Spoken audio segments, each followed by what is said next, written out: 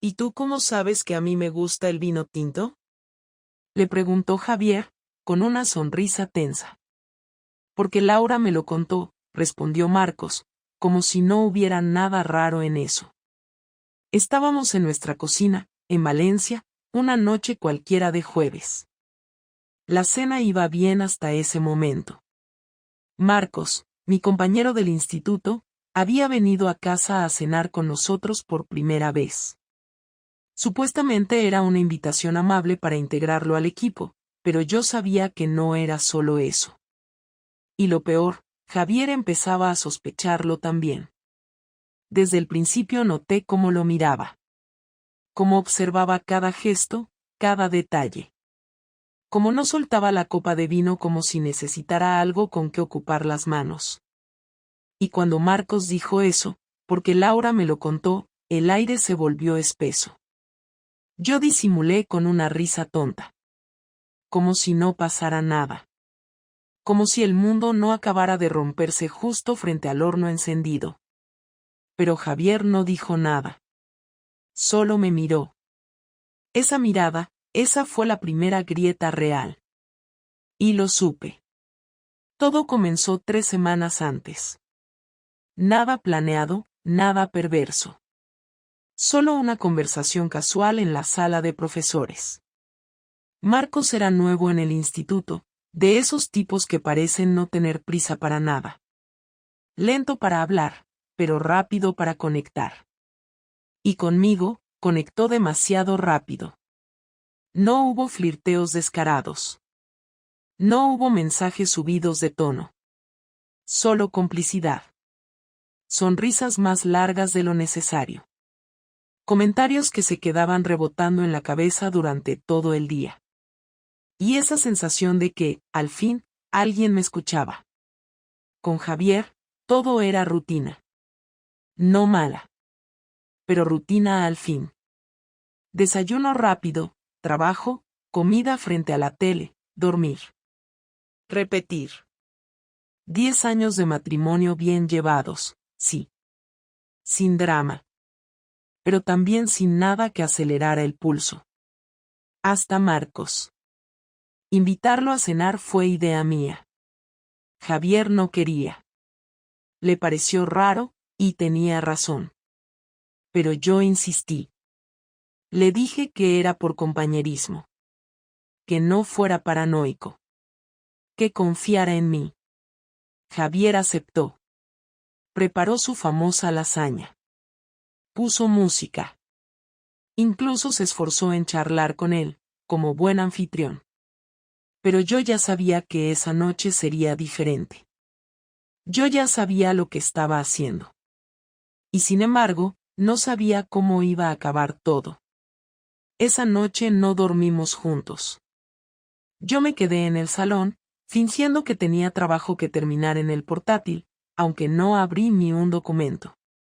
Javier subió las escaleras en silencio, sin una palabra, sin el beso mecánico de buenas noches que durante años nos habíamos dado incluso cuando estábamos enfadados. Cerró la puerta del dormitorio con ese golpe seco que nunca da casualmente, como queriendo marcar un límite. Me quedé mirando la pantalla en negro mientras el silencio llenaba la casa, y ahí supe que algo había cambiado para siempre. No porque me hubiera descubierto con las manos en la masa, porque no había nada concreto que pudiera decir que era una traición, pero sí porque ya no hacía falta más. Bastaba con cómo me miró. Bastaba con cómo se marchó. A partir de ahí, todo fue cuesta abajo.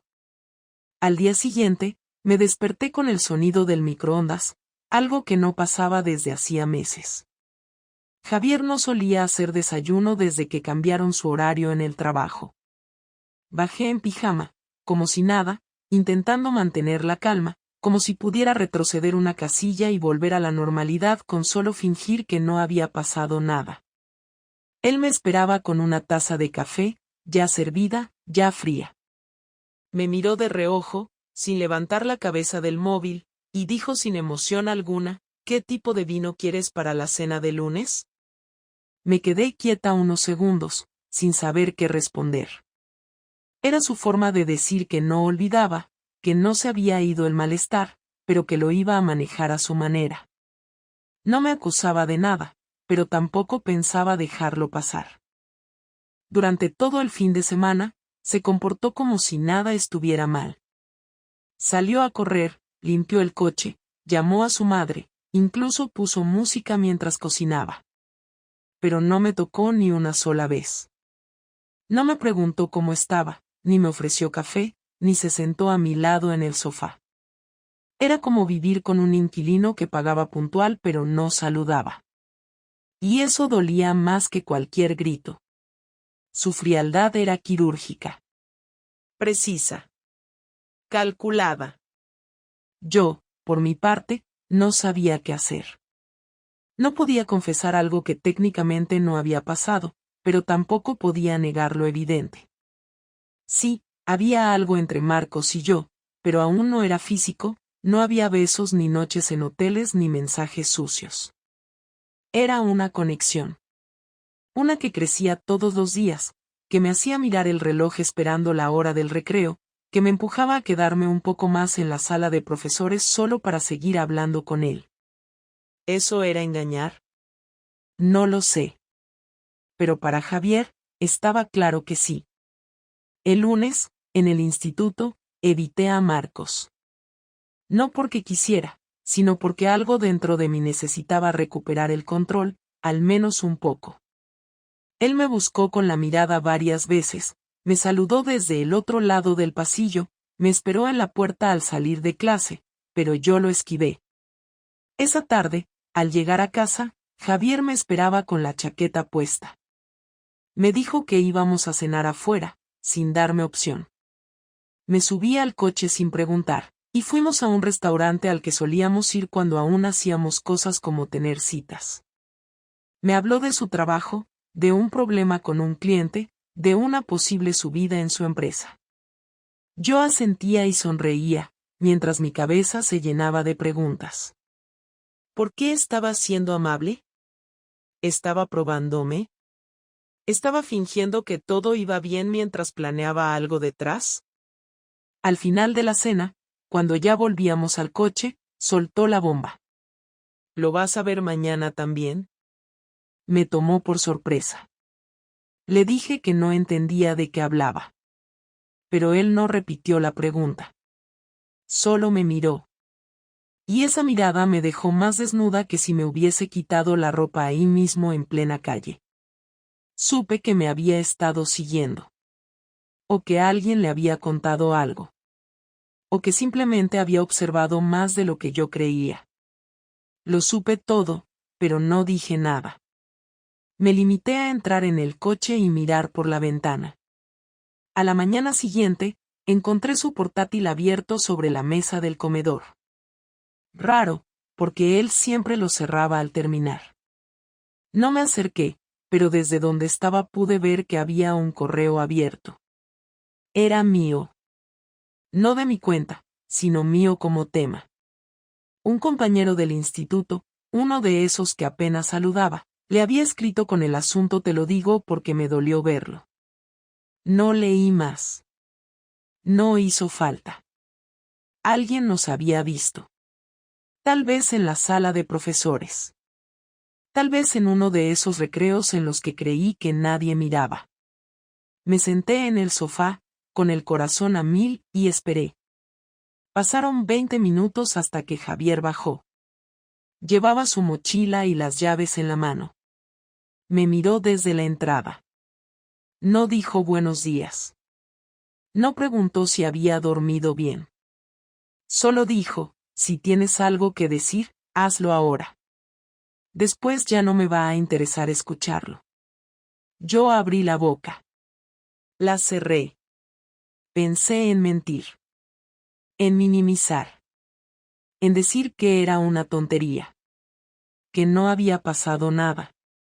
Pero entonces me di cuenta de que ya no era una cuestión de lo que había pasado o no. Era cuestión de todo lo que ya no volvería a ser igual. Y no dije nada.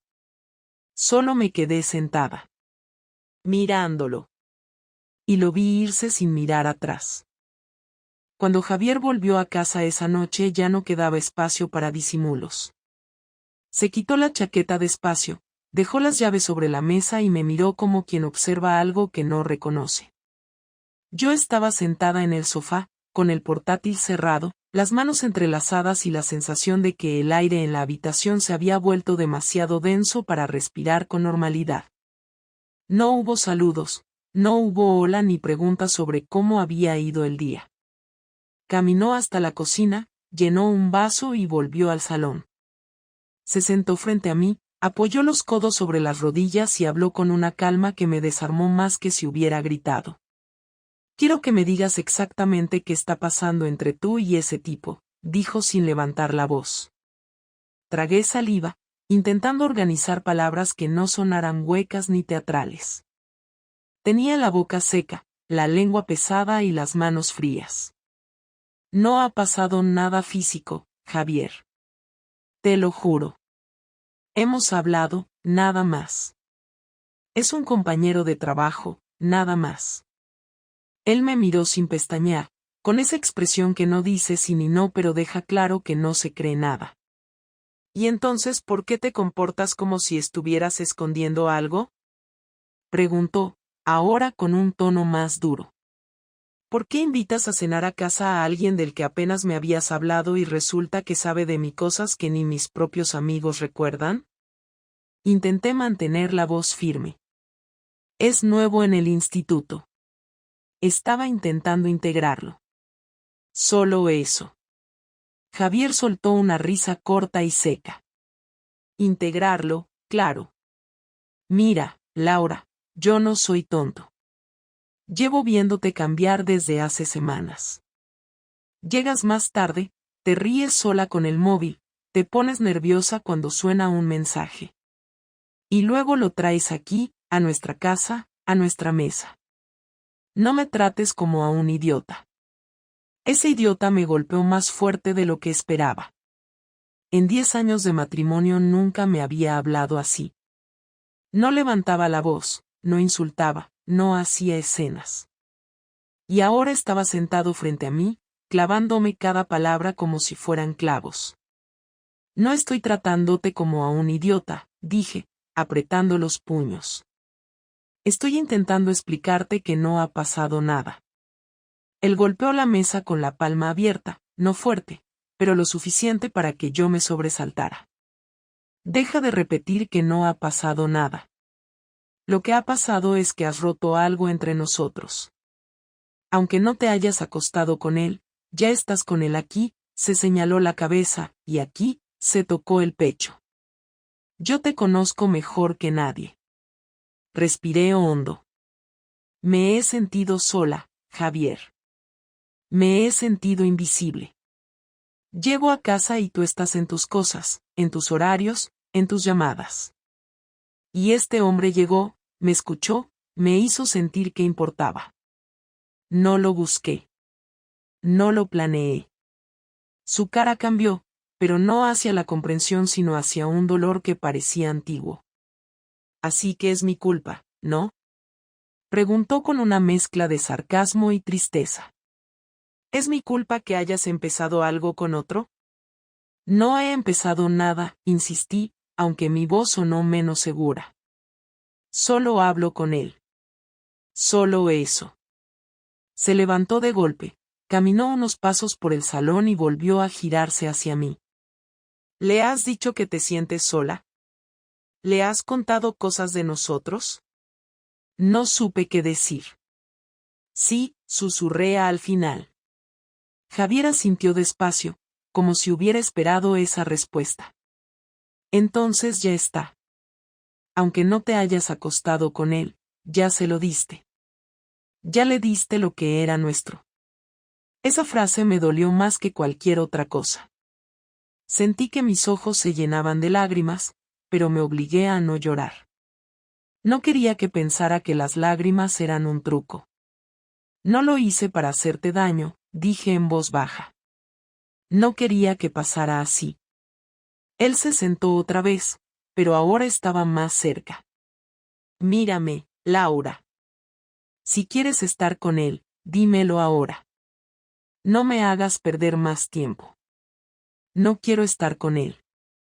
Quiero arreglar esto contigo, contesté rápido, sin pensarlo demasiado. ¿Arreglar esto?, repitió Javier. No sé si hay algo que arreglar. ¿Sabes lo que me costó leer ese correo? Un compañero tuyo escribiéndome para decirme que me estaba quedando como un imbécil. ¿Sabes lo que se siente? Yo agaché la cabeza. Lo siento, Javier.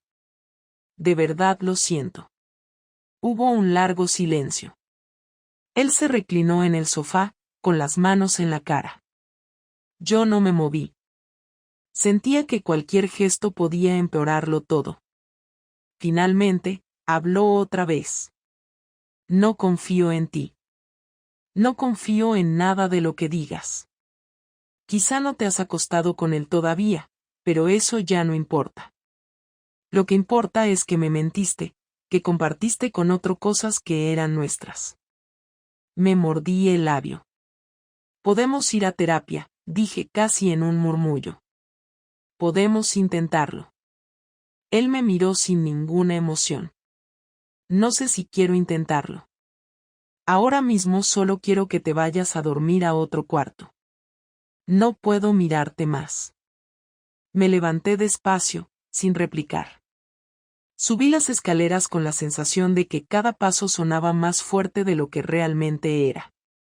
Cerré la puerta del cuarto de invitados y me senté en la cama. No encendí la luz. No lloré.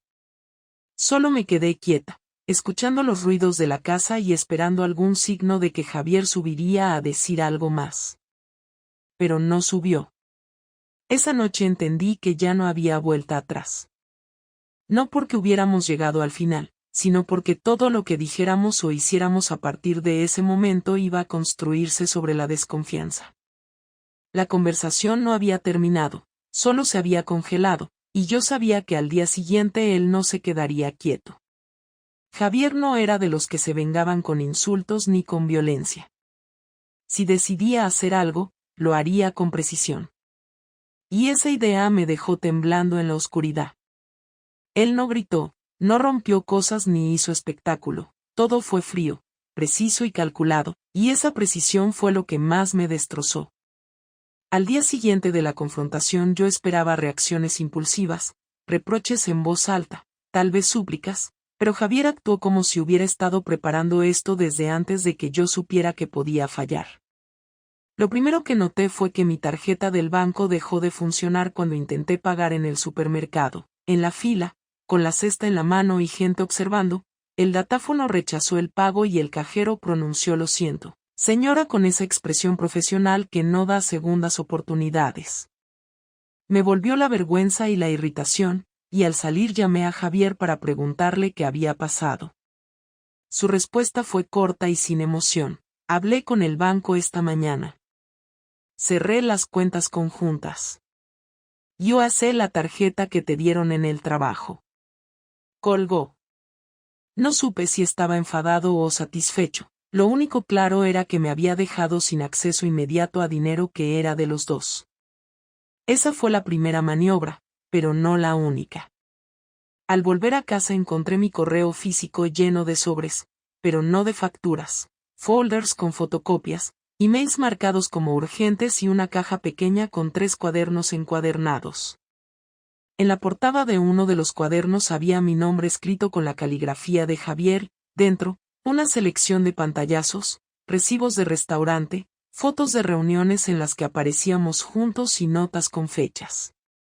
Me senté en la escalera y respiré con dificultad. Cada página era una ficha con pruebas, cada prueba un corte en mi pecho. Él había reunido todo lo que yo no había querido poner en voz alta y lo había organizado para que cualquiera pudiera entender lo que había pasado, quién, cuándo, cómo, con qué frecuencia. No había imágenes íntimas ni contenido explícito, solo pruebas suficientes para demostrar que yo había cruzado un límite emocional. Quería, me parece, que la evidencia hablara por sí sola sin necesidad de humillaciones pornográficas. Eso lo hacía aún más devastador porque al exponer lo que yo había dejado que creciera, obligaba a quienes recibieran esos paquetes a formar juicios sin filtro. A las horas, comenzaron a llegar mensajes y llamadas de familiares que nunca habían preguntado demasiado por la vida privada. Mi madre envió un mensaje pidiendo explicaciones. Mi hermana llamó con la voz apagada y apenas pudo decir es verdad, sin añadir nada más. Por la tarde, una compañera del instituto me avisó con voz temblorosa que Recursos Humanos me había citado para una reunión y que circulaba un correo con índices de conducta impropia, firmado por alguien que no esperaba ver enmiendas, con nombre y apellido. Javier había enviado, además de los cuadernos, copias a la dirección de correo del instituto, al correo de la editorial donde colaboraba, a algunos amigos en común y a los teléfonos de mis padres. No solo me quitó acceso a nuestras cuentas, me dejó sin el entorno que sostenía mi rutina y mi reputación. La maniobra más fría fue la que aplicó a mi teléfono y a mi automóvil. Una tarde, al salir del instituto, encontré las llaves de mi coche en la mesa de la cocina y una nota. El coche está a nombre de la empresa desde ahora. Pasa por la oficina si lo necesitas. Mi carné y la documentación estaban sobre la nota. Había gestionado con la concesionaria el cambio de titularidad en la forma que le convenía, aprovechando una cláusula de la financiación que nadie nos explicó demasiado el día que compramos el coche. Había movido documentos, hablado con gestores y utilizado plazos legales que yo desconocía. Quedé sin coche sin una discusión, con la sensación de que me habían vaciado el mapa de mis rutas. El teléfono, por su parte, dejó de conectarse con la red a ciertas horas. Al preguntar en la operadora me dijeron que existía una solicitud de bloqueo temporal por motivos de seguridad. Javier, sin llamar al servicio de atención con voz alta ni escándalo público, había tomado decisiones administrativas y legales que cortaron mis herramientas de movilidad y comunicación. Él no se quedó ahí, fue a tocar donde sabía que más me dolería. Al tercer día, recibí un mensaje de mi jefe solicitando presencia en su despacho justo al terminar las clases. Entré esperando reproches, pero lo que hallé fue una conversación fría, profesional, con documentos sobre la mesa. Mi jefe me mostró copias de correos y reuniones grabadas donde se evidenciaba que mi comportamiento podía comprometer la imagen del centro. Me ofreció dos opciones: tomar una licencia voluntaria o enfrentar un expediente. No hubo escándalo, no hubo rumores en voz alta, pero la carta de Javier había presionado al colegio para actuar con formalidad administrativa. Me vi obligada a aceptar una baja temporal para no complicar la situación pública. Esa baja fue, en la práctica, el segundo destierro, me sacó de mi trabajo, de mis rutinas y me dejó tiempo para pensar en todo lo que había perdido. El golpe final, el que me dejó sin aire, fue la entrega en mano de una carpeta a mi hermana mayor por la mañana con pruebas y una carta en la que Javier explicaba, con palabras medidas, que estaba iniciando los trámites de separación y que me había dejado espacio para una salida digna, pero que no permitiría deslealtades que pusieran en riesgo a la familia. Cuando mi hermana llamó para decirme que lo había leído y que necesitaba tiempo para procesarlo, su voz se rompió y no me ofreció consuelo. En cuestión de horas mi vida había pasado de ser un círculo cerrado a estar sometida a opiniones y decisiones externas.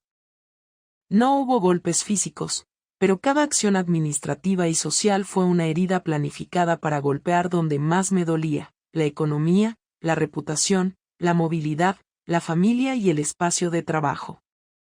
Cuando supe que había enviado copias a la empresa del hombre con el que había hablado, y que ese hombre había recibido la visita de su jefe y estaba en una situación incómoda en su puesto, comprendí hasta qué punto Javier había previsto todo.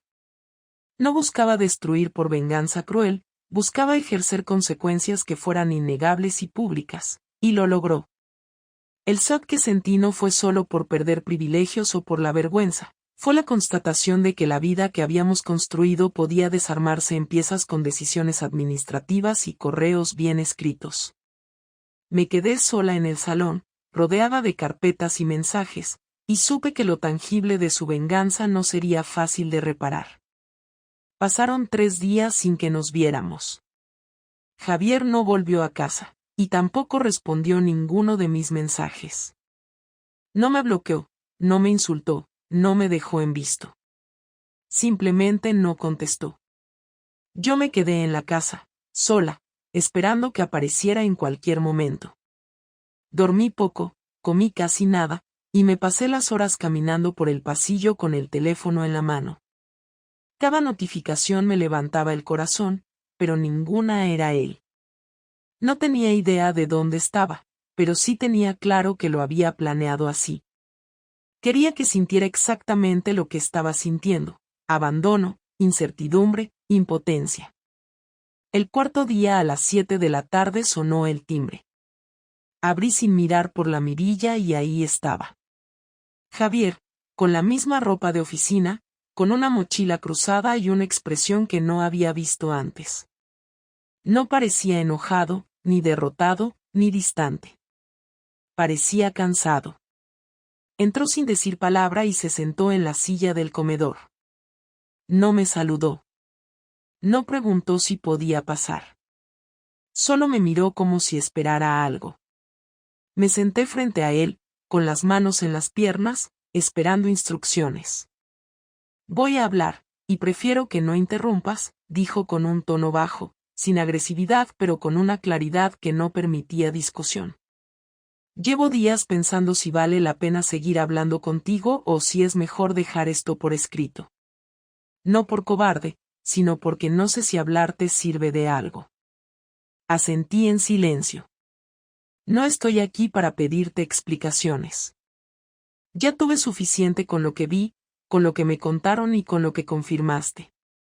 No me interesa cuánto tiempo llevabas hablando con él, ni si pensabas acostarte con él o no. Lo que me interesa es saber si estás dispuesta a asumir que lo que hiciste destruyó lo que teníamos. No por orgullo, sino por hechos. Compartiste partes de ti que eran nuestras con alguien más, tomaste decisiones a mis espaldas, mentiste con tu silencio, y después intentaste disfrazarlo de sentirse sola. Quise contestar, pero levantó la mano. Ya lo sé, Laura. Ya sé que te sentías sola. También yo me he sentido solo, muchas veces. Pero no fui a buscar validación en otra persona. No abrí una puerta emocional con alguien del trabajo, no me ilusioné con una fantasía que me hiciera olvidar mis responsabilidades. ¿Sabes por qué no lo hice? Porque aunque me sintiera mal, no quería perderte. Porque creía en lo que teníamos. Porque confiaba en ti. Me tragué las lágrimas que querían salir, pero no bajé la mirada. Estoy dispuesta a aceptar mi culpa, dije con la voz más firme que pude. Sé que te fallé. Sé que hice daño. Y no estoy buscando excusas. Solo quiero decirte que, a pesar de todo, quiero arreglarlo. Quiero que intentemos salvar lo que queda. Él se rió, una risa corta y amarga. ¿Salvar qué? ¿La confianza? ¿La complicidad?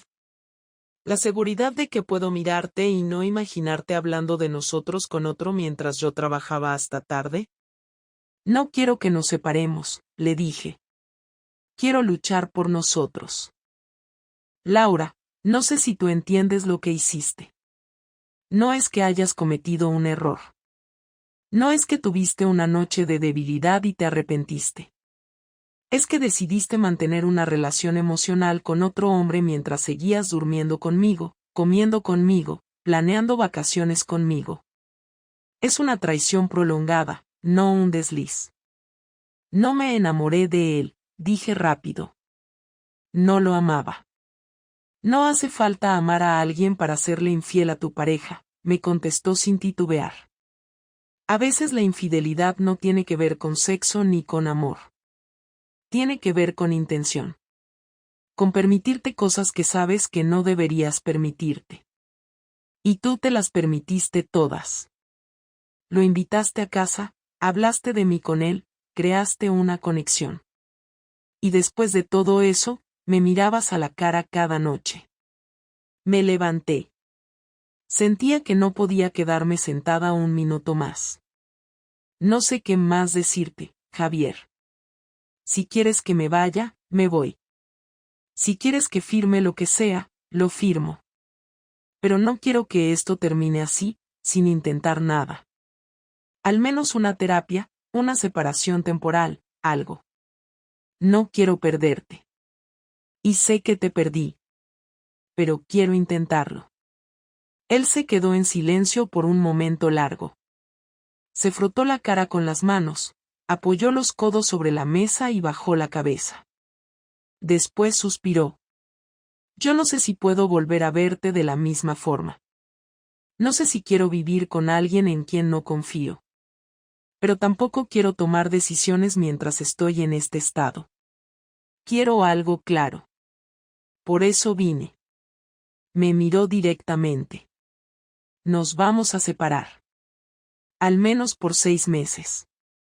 Sin contacto. Sin mensajes. Sin redes sociales. Cada uno por su lado. Tú en esta casa. Yo en otro sitio. Durante ese tiempo, pensaremos si vale la pena reconstruir algo, o si simplemente debemos aceptar que esto ya se rompió del todo. No estoy diciendo que sea definitivo, pero tampoco prometo que haya vuelta atrás. No supe qué decir. Era más de lo que esperaba, pero también más duro de lo que imaginaba. Asentí lentamente, sintiendo como algo se apagaba dentro de mí. Está bien, dije. Si eso es lo que necesitas, lo acepto. Él se levantó. No pidió nada más. No dijo adiós. No me tocó. Solo salió por la puerta con la misma calma con la que había entrado. Y esta vez supe que no lo volvería a ver pronto. Tal vez nunca. Después de que se fue, los días fueron todos iguales. Me levantaba temprano aunque no tenía a dónde ir, preparaba café que no me terminaba, y caminaba por la casa como si cada habitación tuviera algo que resolver, aunque no quedaba nada pendiente. Me pasé semanas sin tocar la ropa de Javier, sin abrir los cajones que usábamos juntos, sin mover la silla de su lado de la mesa. No era por apego emocional, no en ese sentido. Era porque cada objeto me recordaba que lo que habíamos construido estaba detenido, congelado en pausa, a la espera de una decisión que no dependía solo de mí. Él no volvió a escribir. No llamó. No pidió que habláramos. Y yo respeté ese acuerdo, aunque por dentro me moría de ganas de romperlo. La idea de que esos 6 meses pasaran sin saber si había alguna esperanza me tenía siempre al límite, pero también entendía que insistir solo me iba a alejar más. Tuve que enfrentar a mi familia sin él. Cuando mis padres preguntaron por qué no venía a cenar los domingos, no mentí. Les conté la verdad. No en detalle, pero sin excusas. Les dije que yo había roto algo importante, que Javier necesitaba espacio, y que no sabía si lo nuestro tenía solución. Mi padre no opinó, pero mi madre me miró durante un rato largo antes de decirme que esperaba que aprendiera algo de todo eso. No lo dijo con dureza. Lo dijo como una advertencia de esas que no buscan castigar, sino hacerte entender que tus decisiones te acompañarán siempre, incluso cuando quieras olvidarlas.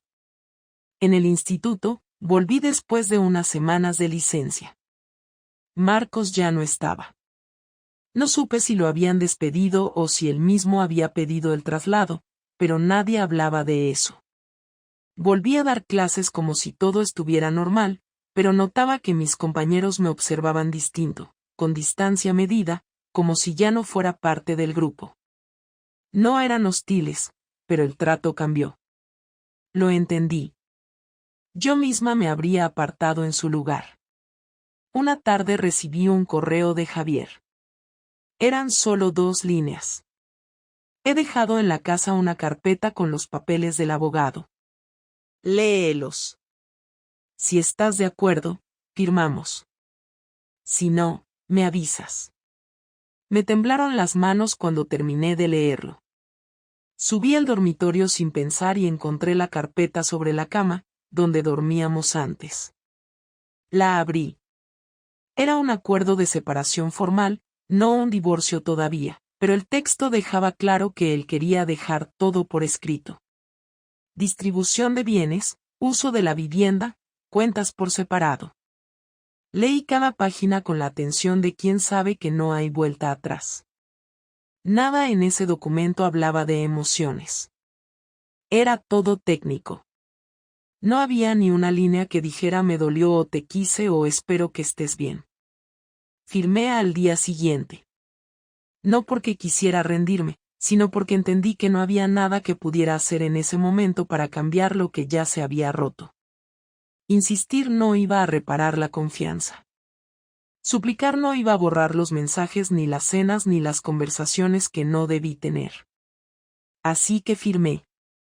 Se lo envié escaneado, sin nota, sin comentario. Horas más tarde, él me confirmó que lo había recibido. Nada más.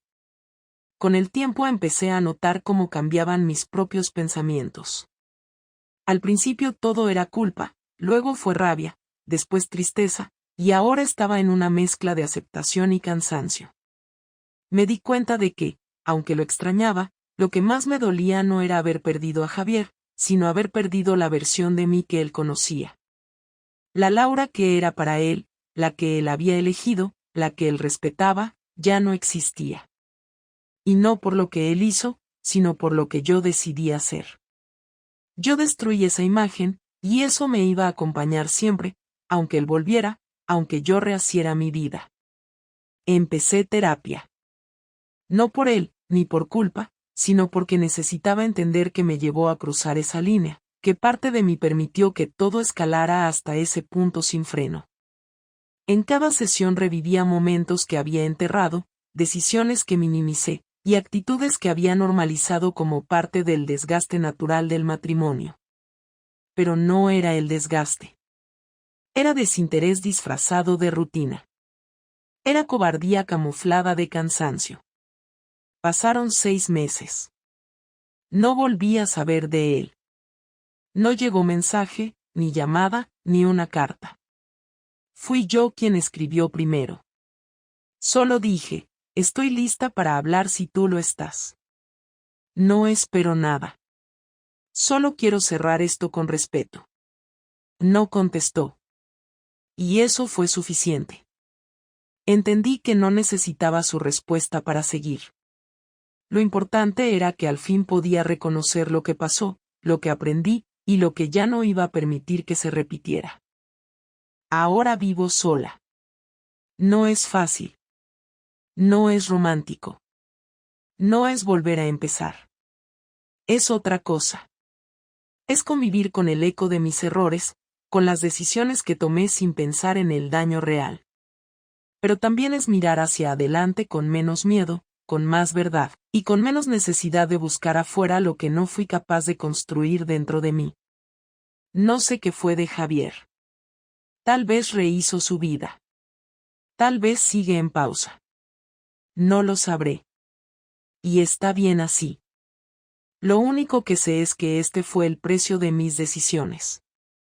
Y que si alguna vez tengo otra oportunidad de construir algo, no volveré a esconder lo que siento, ni a callar lo que me molesta, ni a buscar en otros la atención que no pedí.